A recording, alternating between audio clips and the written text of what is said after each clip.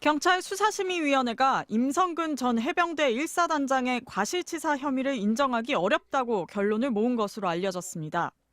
하급 간부 2명도 혐의가 없다고 봤습니다. 경찰 수사 단계에서 추가 입건된 1명을 포함해 모두 9명의 지휘관 가운데 최상병 소속 부대 대대장이었던 이용민 중령 등 6명만 검찰에 넘기자고 했습니다. 수사심의위는 어제 오후 비공개로 열렸습니다. 법대 교수 5명, 법조인 4명 등 외부 위원 11명이 참여했습니다. 주로 사회적 이목이 쏠린 사건일 경우 의견을 구합니다. 경찰은 심의 내용과 표결 결과는 비공개라는 입장이라 어떤 논의가 오갔는지는 알려지지 않고 있습니다. 경찰청 규정에는 심의 결론을 존중해야 한다고만 돼 있어 반드시 따라야 하는 건 아닙니다. 관심은 임성근 전 사단장에 대한 최종 처분에 쏠립니다. 임 전 사단장은 애초 해병대 수사단 수사 결과에는 혐의자로 적시돼 있었습니다. 해병대 수사단은 임 전 사단장 등 모두 8명을 혐의자로 경찰에 넘겼습니다. 하지만 VIP 경로설 이후 군검찰이 기록을 회수했고 국방부 조사본부 재검토 결과 임 전 사단장이 빠진 채 혐의자가 2명으로 축소됐습니다. 수사 외압 의혹을 폭로한 박정훈 대령 측은 혐의자가 해병대 수사단 8명, 국방부 조사본부 2명, 경찰 수사심의 6명, 이렇게 기관마다 다를 정도로 까다로운 수사라면서 해병대 수사단 수사 결과가 틀렸다 말하기 어렵다. 수사 외압 의혹이라는 본질은 변하지 않는다고 했습니다. 수사심의 결론에도 의문을 제기했습니다. 7여단장과 1사단장은 본질적 성격이 같은데 왜 누구는 송치라고 누구는 불송치하느냐. 임 전 사단장이 수중수색을 강행시켰다고 주장하고 있는 이용민 중령 측도 심의 결과에 반발하며 임 전 사단장을 공수처에 고발했습니다. 경북경찰청은 모레 최종 수사 결과를 발표합니다. MBC 뉴스 이혜리입니다. 작년 7월 사고 직후 해병대 수사단은 최상병의 죽음에 임성근 사단장의 책임이 있다고 봤습니다. 무리하게 실종자 수색 작전에 투입해 사망에 이르게 했다는 혐의입니다. 그런데 사건 기록을 경찰에서 빼앗다시피 가져온 국방부의 결론은 좀 달라졌습니다. 최상병의 죽음과 직접적인 인과관계가 있다고 보긴 어렵다는 것이었습니다. 이른바 VIP 경로설이 불거지고 대통령실이 움직인 뒤 결과가 달라진 겁니다. 한 사람의 경로로 인해서 이 모든 것이 꼬이고 모든 것이 엉망진창이 되고 지금 현재 수많은 사람이 범죄자가 되었습니다. 사고 당시 정황들은 임 사단장의 책임을 지목하고 있습니다. 사고 직전 물에 들어가 수색 활동을 하는 해병대원들의 사진을 보고 임 사단장은 훌륭한 공보 활동이라고 했습니다. 당시 현장의 사단장님 지시사항에는 찔러가며 바둑판식 수색 정찰을 하라는 수중 수색을 지시하는 듯한 내용이 있었습니다.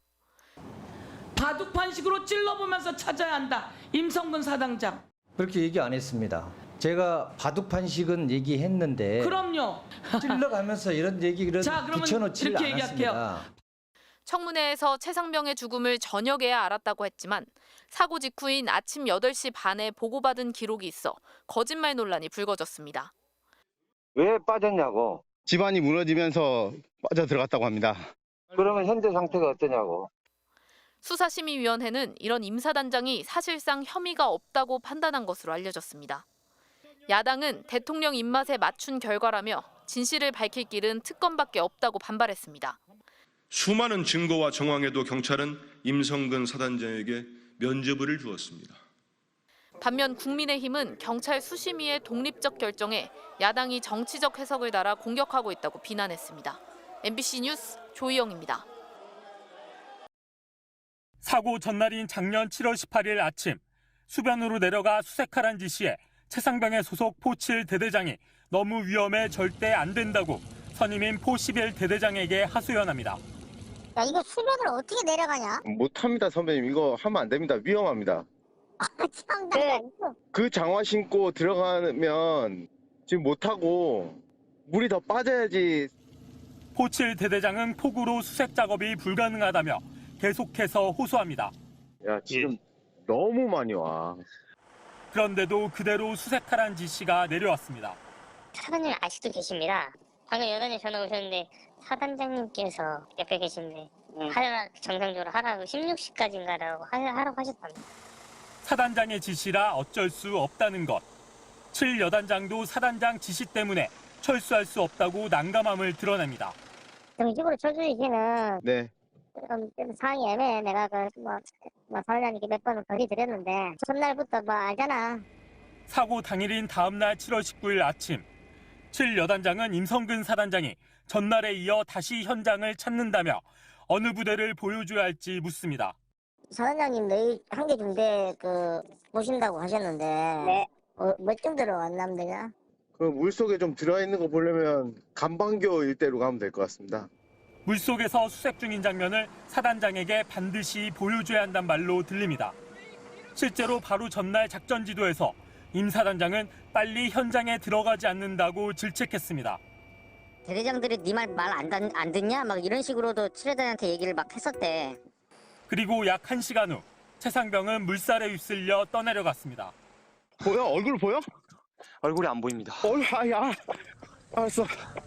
임성근 사단장도 최상병이 물에 빠졌다는 보고를 받았습니다. 그 친구가 수영할 줄 아냐? 예, 수영 잘 한다고 합니다. 덩치도 좋고 수영도 잘 한다고 합니다. 알았다. 예. 최상병이 실종되고 3시간 뒤 임 사단장은 이런 걱정을 합니다. 얘들 언론 이런 데 접촉이 돼서는 안 되는데 애들 관리가 돼야 되거든. 어떤 식으로 관리가 돼야 되겠냐? MBC 뉴스 이동현입니다.